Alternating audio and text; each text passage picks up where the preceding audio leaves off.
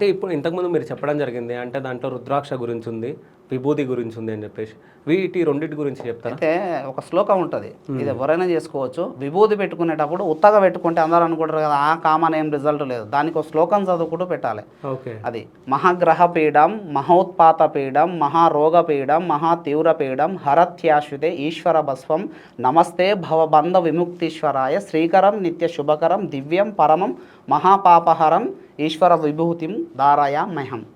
Okay. ఈ శ్లోకం చదువుకుంటూ పెట్టాలి. సరే, అంటే మళ్ళీ ఒకసారి చెప్పండి, అంటే మన వ్యూవర్స్ మంచిగా వినడానికి, అంటే విని రాసుకోవడానికి మళ్ళీ ఒకసారి చెప్పండి. మహాగ్రహ పీడం, మహోత్పాత పీడం, మహారోగ పీడం, మహా తీవ్ర పీడం, హరత్యాశుతే ఈశ్వర భస్వం, నమస్తే భవబంధ విముక్తీశ్వరాయ, శ్రీకరం నిత్య శుభకరం దివ్యం పరమం మహాపాపహరం ఈశ్వర విభూతిం ధారయామ్యహం. ఓకే.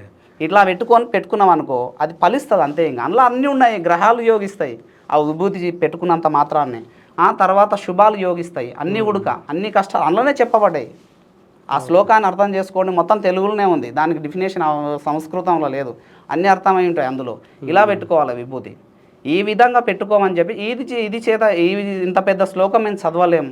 మహామృత్యుంజయ మంత్రం, ఓం త్రయంబకం యజామహే సుగంధిం పుష్టివర్ధనం ఉర్వారుకమివ బంధనాన్ మృత్యుర్ముక్షీయ మామృతాత్. 3 సార్లు ఇట్లా అనుకోవాలి పెట్టుకొని.